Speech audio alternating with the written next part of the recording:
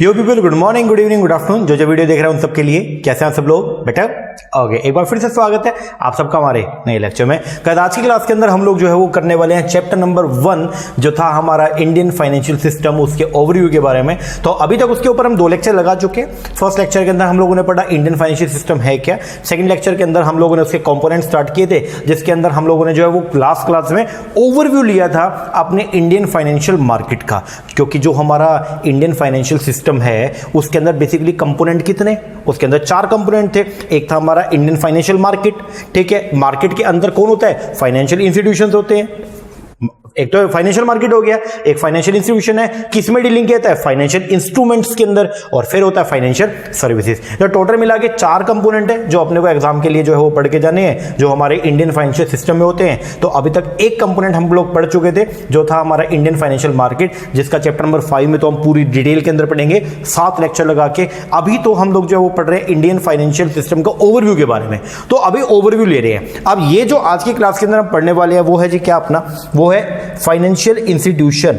किसकी बात हो रही है? फाइनेंशियल इंस्टीट्यूशन की।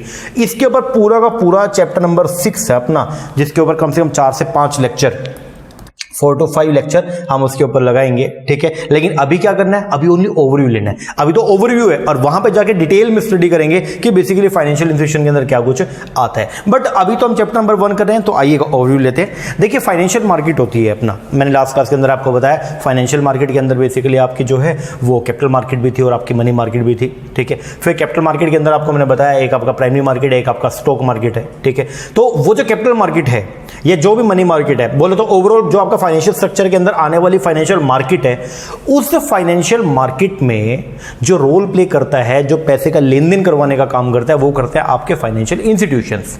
अब जो फाइनेंशियल इंस्टीट्यूशंस होते हैं वो भी आपके 2 अलग अलग तरह के हैं जो डिफाइन किए गए, जो अपने इंडिया में ऑपरेट करते हैं।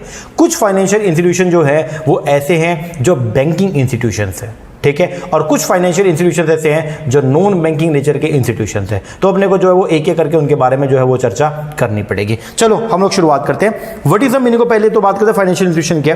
तो बोलते हैं financial institutions are the business organisation. ये एक बिजनेस ऑर्गेनाइजेशन है जो डील करती है किसमें? लेंडिंग, उधार देना, एंड बोरोविंग, उधार लेना ऑफ द फंड्स। जो जिनका बेसिक जो काम होता है वो क्या होता है? फंड्स को क्या करना? लेंडिंग करना, उनका बोरोविंग करना। They act as a intermediary. वो बेसिकली एक इंटरमीडियरी, बोले तो एक मीडियोकर के तौर पे काम करते हैं, जो असिस्ट करता है in smooth running of the financial system by providing the different type of financial services to the community. पढ़ेंगे दोबारा से क्या बोलता है। बोलता है फाइनेंशियल इंस्टीट्यूशन बेसिकली वो बिजनेस ऑर्गेनाइजेशन है जो डील करती है किसमें? Lending and borrowing of the funds के अंदर। They act as a intermediary. वो बेसिकली एक इंटरमीडियरी के तौर पे काम करते हैं, जो सहायता करते हैं, असिस्ट करते हैं इन द स्मूथ रनिंग, जो हमको सहायता करता है क्या करने में? फाइनेंशियल सिस्टम को स्मूथली रन करने में।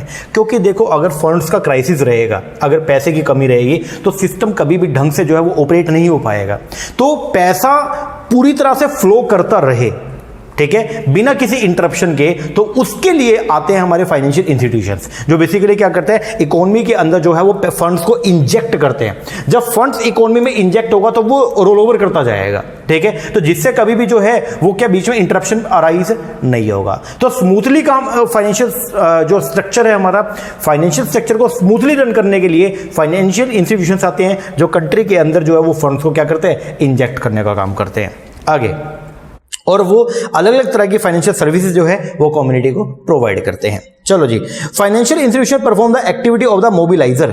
फाइनेंशियल इंस्टीट्यूशन जो है वो क्या क्या एक्टिविटी करते हैं? वो एक्टिविटी करते हैं मोबिलाइजर की। मोबिलाइजर मतलब जो है वो क्या? इकट्ठा, खुद भी इकट्ठा करते हैं और डिपोजिटरी भी बनते हैं। डिपोजिटरी का मतलब क्या होता है कि जब देखो, एक होता है खुद जाके इकट्ठा करना और एक होता है डिपॉजिट आना। डिपॉजिट आने का मतलब क्या होता है कि आप मेरे पास खुद आए और अपना पैसा मेरे पास जमा करके गए, that is known as a deposit. और अगर एक मैं खुद आपके पास में आया और आपसे आपका पैसा लेके गया, आया अल्टीमेटली मेरे पास है, but I am the mobiliser. Mobiliser कौन सा? जो एकत्रित करने का काम करता है।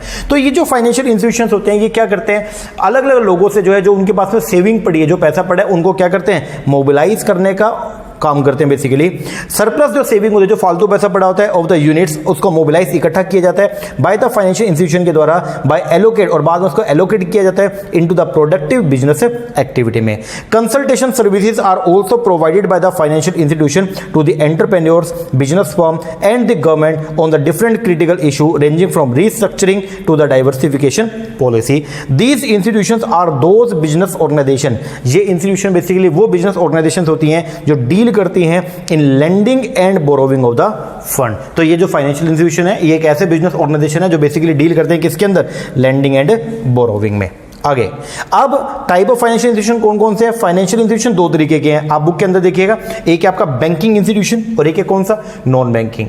अब बैंकिंग इंस्टीट्यूशन दो तरीके का है, एक है ऑर्गेनाइज सेक्टर जिसके ऊपर एक परफेक्ट रेगुलेटरी बॉडी है, एक है अनऑर्गेनाइज सेक्टर जो ऑर्गेनाइज ही नहीं है, ठीक है जी। फिर ऑर्गेनाइज के अंदर बेसिकली आते हैं चार, एक आता है commercial bank, cooperative bank, regional bank और एक है फॉरेन बैंक। और जो अनऑर्गेनाइज है उसके अंदर आएगा क्या, इंडिजिनस बैंक्स, और एक आएगा कौन सा, मनी लेंडर। चलो पढ़ेंगे अभी इनके बारे में थोड़ा थोड़ा। और अगर बात करूंगा हम किसका, दूसरे फाइनेंशियल इंस्टीट्यूशंस का, जो है कौन से, नॉन बैंकिंग। नॉन बैंकिंग के अंदर भी आपके दो आ रहे हैं, एक आता है ऑर्गेनाइज और एक आता है कौन सा, अनऑर्गेनाइज। ऑर्गेनाइज के अंदर फिर दो आएंगे, एक आएगा कौन सा, डेवलपमेंट फाइनेंशियल इंस्टीट्यूशन और एक आएगा कौन सा, इन्वेस्टमेंट इंस्टीट्यूशन। तो इनके बारे में अपने को थोड़ी सी चर्चा करनी है। चलो एक एक करके हम शुरुआत करते हैं। सबसे पहले बैंकिंग इंस्टीट्यूशन, जो आपके अलग अलग तरह के क्या टाइप ऑफ फाइनेंशियल इंस्टीट्यूशन में दो है, एक है बैंकिंग, एक है कौन सा, नॉन बैंकिंग। तो सबसे पहला है कौन सा, बैंकिंग, पढ़ेंगे। Banking institutions are the significant, ये वो इंपॉर्टेंट इंस्टीट्यूशंस है of the financial system of a country. Banking institution are subject under the control of the apex bank. मतलब बैंकिंग इंस्टीट्यूशन वो इंस्टीट्यूशंस होते हैं जो हमारा जो अपेक्स बैंक है आरबीआई, उसके कंट्रोल के अंदर होते हैं। आरबीआई जो है वो प्ले करता है एक important role in the organisation, running, supervision, regulation and the development of the financial system of the country. तो अपनी पूरी कंट्री के अंदर बेसिकली वैसे तो मेन रेगुलेटरी बॉडी जो है ना वो हमारी मॉनेटरी अथॉरिटी है, और हमारा जो मॉनेटरी अथॉरिटी है वो कौन है, आपका आरबीआई। आरबीआई कंट्री के अंदर बेसिकली जो है वो क्या करता है, पूरे के पूरे सिस्टम को डेवलप उसने किया, उसको सुपरवाइज करने का जो जिम्मा है वो हमने किसको दे रखा है, आरबीआई को। चलो अब बोलता है जो बैंकिंग इंडियन बैंकिंग इंस्टीट्यूशन है उसको ब्रॉडली क्लासिफाई किया गया दो कैटेगरी में, ठीक है, एक है कौन सा, ऑर्गेनाइज, एक है कौन सा, अनऑर्गेनाइज। अब बात करेंगे सबसे पहले किसका, ऑर्गेनाइज का। ऑर्गेनाइज कौन सा होता है, ऑर्गेनाइज इंस्टीट्यूशन एक ऐसा इंस्टीट्यूशन सेक्टर है जिसके ऊपर बेसिकली जो है वो क्या, एक आपकी रेगुलेटरी बॉडी जो है वो क्या करती है, काम करती है, जिसके ऊपर जो है वो रेगुलेशंस है, जो पूरी तरह से ऑर्गेनाइज सेक्टर, जिसके लिए अलग से आपने रूल्स, जिसके लिए अलग से आपने रेगुलेशंस जो हैं वो आपने क्या किए हुए हैं, फ्रेम किए हुए हैं। तो ऐसे सेक्टर को, ऐसे इंस्टीट्यूशन को बोलते हैं आप लोग क्या, ऑर्गेनाइज। ओके, अब ऑर्गेनाइज के अंदर बेसिकली चार तरह के आ रहे हैं, ठीक है। सबसे पहला आ रहा है जी आपका क्या, कमर्शियल बैंक। कमर्शियल बैंक, नाम पे जाओ, कमर्शियल, पर्पस क्या रहेगा, कमर्शियल पर्पस रहेगा, बोले तो प्रॉफिट मेकिंग रहेगा। बोलता था मोस्ट कॉमन टाइप, जो सबसे कॉमन टाइप का जो बैंक है इस कमर्शियल बैंक, वो कमर्शियल बैंक है। Commercial bank are the most significant segment, commercial bank जो है वो मोस्ट इंपोर्टेंट सेगमेंट है किसका, इंडियन बैंकिंग सिस्टम का। These bank do banking business to earn profit, ये जो बैंक है वो काम करते हैं किसके लिए, प्रॉफिट अर्निंग के लिए। Commercial bank are specialise in financing of the internal trade, इनका कमर्शियल बैंक बेसिकली जो है वो इंटरनल ट्रेड, कंट्री के अंदर जो व्यापार चल रहा है उसको फाइनेंस करने का काम करते हैं। मतलब व्यापारियों को अगर पैसा चाहिए होता है तो ये उनको फंडिंग करने का काम करते हैं, और साथ में ये अदर ऑर्डिनरी बैंकिंग सर्विसेज भी प्रोवाइड करते हैं आपको, क्या, लाइक एक्सेप्टिंग डिपॉजिट, आपके पास फालतू पैसा पड़े बैंक में जमा कराओ, एडवांसिंग लोन देने का काम करना, और डिस्काउंटिंग द बिल, या आपके पास कोई बिल पड़े हैं, बिल ऑफ एक्सचेंज पड़े, उनको आप डिस्काउंट भी करवा सकते हैं। दीज बैंक आर स्पेशलाइज, ये जो बैंक है वो स्पेशलाइज है किसके अंदर, in the financing of the internal trade, ये थोड़ा सा आप ध्यान रखना, और साथ में ये काम भी करते हैं। अब यहां पे एक डेफिनेशन दिया गया कमर्शियल बैंक का, और वो बोलता है commercial bank is a financial institution जो एक्सेप्ट करता है डिमांड डिपॉजिट को, पब्लिक से जो पैसा आया उसको एक्सेप्ट करेगा, एंड मेक कमर्शियल लोन, और फिर उसको पैसे को क्या, लोन के तौर पे प्रोवाइड करेगा, और वो रेगुलेट किया जाएगा by the bank regulatory agency, and the bank regulatory agency is known as a RBI. अब जो कमर्शियल बैंक है उनको दो कैटेगरी में डिवाइड किया गया, एक है आपके शेड्यूल कमर्शियल बैंक, एक है कौन से, नॉन शेड्यूल। तो बोलता था commercial banking system in India consist of scheduled as well as the non scheduled.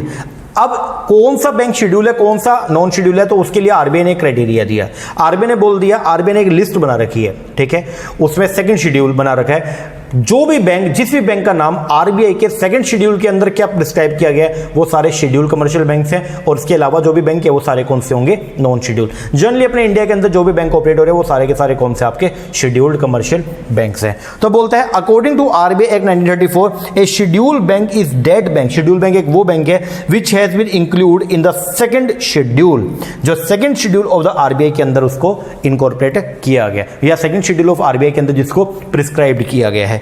It consist, अब शेड्यूल बैंक कोई भी हो सकता है, चाहे वो पब्लिक सेक्टर का हो चाहे वो प्राइवेट सेक्टर का हो। तो बोलते it consist of both the public sector bank as well as the private sector bank. चलो ये तो हो गए कमर्शियल। सेकंड तरह का जो आते हैं बैंकिंग के अंदर वो है कौन से, कोऑपरेटिव। अब कोऑपरेटिव बैंक बेसिकली जो है वो एक इंपॉर्टेंट सेगमेंट है इंडियन फाइनेंशियल सिस्टम का, क्योंकि ये सेगमेंट जो है बेसिकली डील करता है कहां पे, रूरल एरिया के अंदर। तो बोलता है cooperative banking sector is another important, ये एक दूसरा इंपॉर्टेंट सेगमेंट है of the Indian financial system का। Cooperative bank meet the credit need of the rural area, ये मीट करता है क्रेडिट नीड किसकी, रूरल एरिया की एंड एग्रीकल्चर सेक्टर की। इनके ना इनके 3 टायर के अंदर होते हैं। 3 टायर मतलब इनके 3 लेवल हैं, 3 लेवल, ठीक है। 3 tier system is operating in the cooperative bank. सबसे पहला एक होता है state cooperative bank. State wise हर स्टेट के, हर यूनियन टेरिटरी के जो है वो अपने उसने एक बैंक बना रखा है, उसको बोलते हैं स्टेट कोऑपरेटिव बैंक, ठीक है, सबसे बेस्ट लेवल पे। सेकंड लेवल पे आता है आपका डिस्ट्रिक्ट कोऑपरेटिव बैंक, और जो थर्ड लेवल है वहां पे आते हैं आपके प्राइमरी क्रेडिट सोसाइटी, जो एक्चुअल के अंदर लोगों के साथ में क्या करती हैं, डील करती हैं। चलो पढ़ते हैं सबसे पहला state cooperative bank. It is the apex body, ये सबसे टॉप मोस्ट बॉडी होती है, ठीक है, of this 3 tier structure of the cooperative bank. Almost लगभग ऑल द स्टेट, जितने भी स्टेट हैं एंड द यूटी हैं, have their state cooperative bank. हर एक स्टेट और यूटी की अपनी एक जो है वो स्टेट कोऑपरेटिव बैंक है, जो बाकी के जो 2 लेवल के जो बैंक्स हैं, कौन कौन से, डिस्ट्रिक्ट और प्राइमरी, इनको क्या करता है, कंट्रोल करता है। सेकंड नंबर पे आएगा डिस्ट्रिक्ट कोऑपरेटिव बैंक। ये मिडिल है of the 3 tier of cooperative banking structure are the district cooperative bank. Main function जो होता है डिस्ट्रिक्ट कोऑपरेटिव बैंक का वो क्या, इज टू प्रोवाइड क्रेडिट, ये पैसा देता है to the member primary cooperative credit society. ये जो नीचे वाली क्रेडिट सोसाइटी है ना, ये इनको जो थर्ड लेवल पे काम करती है, इनको फंडिंग करने का जो काम करता है वो कौन करता है, डिस्ट्रिक्ट वाला करता है। और डिस्ट्रिक्ट को पैसा कहां से मिलता है, स्टेट वाले से मिलता है। अब डिस्ट्रिक्ट क्रेडिट सोसाइटी बेसिकली ये कौन है, ये वो क्रेडिट सोसाइटी है जो लोगों के साथ में जो है वो क्या करती है, डील करती है। चलो पढ़ते हैं द प्राइमरी। अब ये प्राइमरी क्रेडिट सोसाइटी, ये क्या, the primary credit society are the last link, ये लास्ट लिंक है in the 3 tier system. These society are the grass root level institution है that have a direct link with the people they intended to serve. The success and the strength of the cooperative credit movement depend upon these primary credit society. आगे primary credit society provide the cheapest possible credit, सबसे सस्ता जो है वो पैसा provide करती है किसको, मेंबर्स को, at a very low rate of interest. तो जो भी सोसाइटी मेंबर है उनको बहुत ही सस्ते रेट पर जो है ये फंडिंग करने का काम करते हैं। इनको बोलते हैं हम लोग क्या, प्राइमरी क्रेडिट सोसाइटी। चलो जी आगे बढ़ते हैं। इसके बाद एक होता है आरआरबी। अपने इंडिया में 2 अक्टूबर 1975 को महात्मा गांधी की जब जयंती थी, तो वहां पे जो है अपने इंडिया के अंदर जो है वो आरआरबी की स्टार्टिंग की गई, रीजनल रूरल बैंक को स्टार्ट किया गया, ठीक है। तो ये बेसिकली क्या, नाम पे जाओ, regional rural bank, rural area के अंदर बेसिकली क्या करते हैं, ऑपरेट करते हैं। जब इन्होंने अच्छा वर्किंग किया तो उसके बाद में जो है 1976 के अंदर आरआरबी का अपना एक एक्ट पास किया गया, और ये बोला गया कि आरआरबी एक्ट के अकॉर्डिंग जो है वो क्या करेंगे, काम करेंगे। पढ़ते हैं। आरआरबी वर सेटअप, आरआरबी को सेटअप किया गया on the recommendation of the working group headed by the M Narasimham in 1975। तो सबसे पहले 1975, थोड़ा ध्यान रखना, 2 अक्टूबर 1975 को जो है इनकी क्या किया गया, स्टार्टिंग किया गया। आगे मेन ऑब्जेक्टिव जो था आरआरबी का वो क्या था, टू प्रोवाइड क्रेडिट, कि हम उधार देंगे और अदर फैसिलिटी प्रोवाइड करेंगे to the small and marginal farmers, agricultural labor and artisans को। The need of RRB was felt as a commercial bank and cooperative bank were not able to serve these segment adequately। क्यों जरूरत हुई, क्योंकि ये जो commercial bank थे और ये जो कोऑपरेटिव बैंक थे ये प्रॉपर तरीके से रूरल एरिया के अंदर वर्किंग नहीं कर रहे थे। तो बाद में गवर्नमेंट को रियलाइज हुआ कि यार एक ऐसा बैंक होना चाहिए जो बेसिकली वहां पे फुल फ्लेज उन्हीं के लिए बना दो, जो रूरल एरिया के लिए बना दो। तो उसके लिए आरआरबी की जो है वो क्या किया गया, स्टार्टिंग किया गया। दीज आर शेड्यूल्ड, ये भी शेड्यूल्ड बैंक है, which are governed by the RRB bank act 1976। और आरआरबी जो है वो बैंकिंग रेगुलेशन एक्ट 1949 के अकॉर्डिंग रेगुलेट नहीं होते, ये इनके लिए अलग से एक्ट पास किया हुआ है जिसका नाम क्या, आरआरबी एक्ट 1976 है। आगे ऑब्जेक्टिव जो है आरआरबी बैंक का वो क्या है, the main objective of the RRB is to provide credit, ये उधार देते हैं और अदर फैसिलिटी प्रोवाइड करते हैं टू द किसको, small farmer, agricultural labours and the artisans को। इसके अलावा एक है जी आपके कौन से, फॉरेन बैंक। अब बात करूंगा अगर फॉरेन बैंक का, तो फॉरेन बैंक क्या सर, कोई भी एक ऐसा बैंक जो बेसिकली जो है जिसका इनकॉर्पोरेशन कहाँ हुआ, इंडिया के बाहर, लेकिन उसने अपना ब्रांच ऑफिस खोल लिया कहाँ पे, इंडिया में, ऐसे बैंक को बोलते हैं हम लोग क्या, फॉरेन बैंक। जैसे स्टैंडर्ड चार्टर्ड हो गया, सिटी बैंक हो गया, ये सब जो है वो क्या है आपके फॉरेन बैंक है। अब ये जो फॉरेन बैंक है इनका जो मेन पर्पस होता है, ये क्या करता है, ये कॉर्पोरेट जो हाउसेज हैं उनको ये पकड़ते हैं, जैसे बड़ी बड़ी कंपनीज हैं तो उनके साथ में इनका मेन डीलिंग होता है। पढ़ेंगे, foreign bank have been working in India from the British days, तब से काम कर रहे हैं। ये Grindlays bank has its presence the number of place with the 56 branches, the Standard Chartered bank है 21 ब्रांचेस के साथ में, and all other foreign bank have branches less than the 10। These bank have concentrate, इनका जो main concentrate होता है ना foreign banks का, वो मेनली होता है किसके ऊपर, कॉर्पोरेट क्लाइंट्स के ऊपर। ओके, इसको बोलते हैं हम लोग क्या, फॉरेन बैंक। आगे बढ़ेंगे, अब है जी अनऑर्गेनाइज सेक्टर। अगर बात करूंगा अनऑर्गेनाइज सेक्टर का, मतलब है तो बैंकिंग के अंदर दो थे, एक तो ऑर्गेनाइज एक है अनऑर्गेनाइज। तो अनऑर्गेनाइज सेक्टर के अंदर जो सबसे पहला आ रहा है वो है कौन सा, इंडिजिनस बैंक। इंडिजिनस बैंकर कौन होते हैं, इंडिजिनस मतलब जो देसी, ठीक है, जैसे बड़े बड़े कोई साहूकार हुआ करते हैं ना, तो इनको बोलते हैं हम लोग क्या, जो लोकल बैंकर जो बोलते हैं इनको बोलते हैं क्या, indigenous. Indigenous banker are the forefather of the modern commercial bank. जो मॉडर्न कमर्शियल बैंक है तो इनके फोर फादर के तौर पे, मतलब पुराने जमाने, मतलब ट्रेडिशनली जो बैंक चला करते हैं वो ये वाले थे। देयर आर द इंडिविजुअल और द पार्टनरशिप फर्म, बहुत सारे अलग अलग इंडिविजुअल, लाइक कोई साहूकार है, कोई सुनार हो गया मान लो, ठीक है, या फिर कोई पैसा प्रोवाइड करने वाला बंदा हो गया, या उन्होंने एक पार्टनरशिप कर लिया, ठीक है, वो परफॉर्म करती थी बैंकिंग फंक्शन कंट्री के अंदर। They also act as the financial intermediary, as the term indigenous indicate they are the local banker. तो इनको लोकल बैंकर के नाम से भी जाना जाता है। एक होते हैं मनी लेंडर, जो पैसा उधार के तौर पे प्रोवाइड करते हैं, मनी लेंडर। अब मनी लेंडर कौन होते हैं, money lender depend entirely upon the own fund, ये खुद के पैसे के ऊपर पूरी तरह से क्या करते हैं, डिपेंड करते हैं। इनके पास खुद के पास अबंडेंट अमाउंट के अंदर मनी पड़ी होती है, तो ये उसको क्या करते हैं, हैवी रेट ऑफ इंटरेस्ट के ऊपर चढ़ाने का काम करते हैं। Money lender include, money lender के अंदर आते हैं लार्ज फार्मर्स हो गया, मर्चेंट हो गया, जमींदार हो गया, ट्रेडर हो गया, गोल्ड स्मिथ हो गया, विलेज शॉपकीपर एक्सेट्रा, ये सब आते हैं किसमें, मनी लेंडर में। इनके द्वारा जो फंक्शन परफॉर्म किया था वो क्या, पर्सनल फंड ऑफ लेंडिंग, खुद का पैसा प्रोवाइड करते हैं। क्लाइंट्स आर वीकर सेक्शन, इनके जो क्लाइंट होते हैं वो वीकर सेक्शन होते हैं सोसाइटी के। Charge very high rate of interest charge करते हैं। ऑपरेशंस आर एंटायरली अनरेगुलेट, इनके ऊपर किसी कोई फंक्शन नहीं चलती है, जैसे बैंकों के ऊपर तो आरबीआई का कंट्रोल चलता है, बट इनके ऊपर ऐसा कुछ नहीं है। Provide quick credit and loans are highly exploitative, और जिनका जो लोन है वो बेसिकली कैसा होता है, एक्सप्लोटेशन करने वाला होता है, दूसरे लोगों को बहुत ही उनसे नुकसान पहुंचा जो इनसे लोन लेते हैं, क्योंकि बहुत हैवी रेट ऑफ इंटरेस्ट है और पैसा नहीं दोगे तो आपकी सारी प्रॉपर्टी को ये क्या करते हैं, जब्त कर लेते हैं। इनको बोलते हैं मनी लेंडर। अब मनी लेंडर ये आपको मैं बता दिया, इनका मेन काम ये जो है वो उसमें क्या क्या आएगा, तो ये बता दिया मैंने। अब क्वेश्चन ये है, जो दूसरा फॉर्म था वो है कौन सा, नॉन बैंकिंग। अब मतलब एक तो आपने बैंक बना दिया, तो फाइनेंशियल इंस्टीट्यूशन के नाम पे दो तरह के थे, एक थे बैंकिंग फाइनेंशियल इंस्टीट्यूशन, एक था नॉन बैंकिंग। अब नॉन बैंकिंग के अंदर है कितने, दो है, एक है आपके कौन से, ऑर्गेनाइज, और एक है कौन से, अनऑर्गेनाइज। जो आपके नॉन बैंकिंग में आएंगे वो आएंगे, उसके अंदर बेसिकली आएंगे आपके डेवलपमेंट, वो सारे इंस्टीट्यूशन लाइक आपका आईडीबीआई हो गया, लाइक आपका सिडबी हो गया, लाइक यूटीआई हो गया, तो ये सब डीएफआई के अंदर आते हैं, डेवलपमेंट फाइनेंशियल इंस्टीट्यूशन के अंदर। तो इनके बारे में भी अपने को चर्चा करनी है। ये सब वैसे चैप्टर नंबर दोबारा बोलो 6 के अंदर ये सब दिए गए हैं, वहां पे डिटेल के अंदर पढ़ेंगे। अब एक बार ओवरव्यू लेते हैं। चलो, बोलते हैं नॉन बैंकिंग इंस्टीट्यूशन के अंदर बेसिकली क्या, नॉन बैंकिंग इंस्टीट्यूशन के अंदर दो तरह के हैं, एक है organised non banking financial institution और एक है अनऑर्गेनाइज्ड फाइनेंशियल इंस्टीट्यूशन। चलो जी देखते हैं। सबसे पहला ऑर्गेनाइज के अंदर जो है वो आपके दो तरह के हैं, एक है डेवलपमेंट फाइनेंस इंस्टीट्यूशन और एक है कौन से, इन्वेस्टमेंट इंस्टीट्यूशन। डेवलपमेंट फाइनेंस के अंदर जैसे आईडीबीआई हो गया, industrial development bank of India, IFC हो गया, ये आईआईबीआई हो गया, आईआरडीसी हो गया, ये सब जो है वो आपके किसके अंदर आते हैं, आपके डेवलपमेंट फाइनेंस इंस्टीट्यूशन में। पढ़ेंगे इनके बारे में चैप्टर नंबर 6 में। अभी के लिए बस ऊपर से देख लीजिए। अच्छा, बहुत सारी जो है वो स्टेट लेवल पे जो है वो एसएफसी बनी हुई है, स्टेट फाइनेंस कॉर्पोरेशन बनी हुई है, तो वो सब जो है वो भी इसी कैटेगरी के अंदर बेसिकली आती हैं, ठीक है। इसके अलावा एक और जो बचा वो है जी कौन सा, आपका इन्वेस्टमेंट इंस्टीट्यूशन।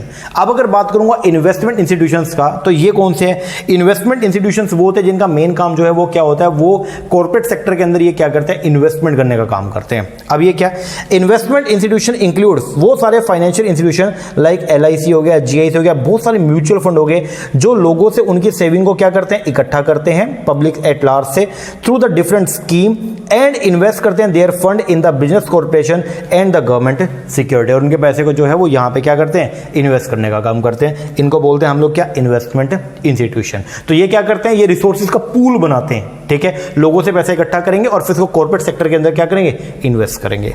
और अनऑर्गेनाइज के अंदर अब क्या आएगा, बहुत सारी लीजिंग कंपनीज हो गया, ठीक है, कोई भी फाइनेंस कंपनीज है, वो सब आते हैं किसके अंदर, आपका अनऑर्गेनाइज में।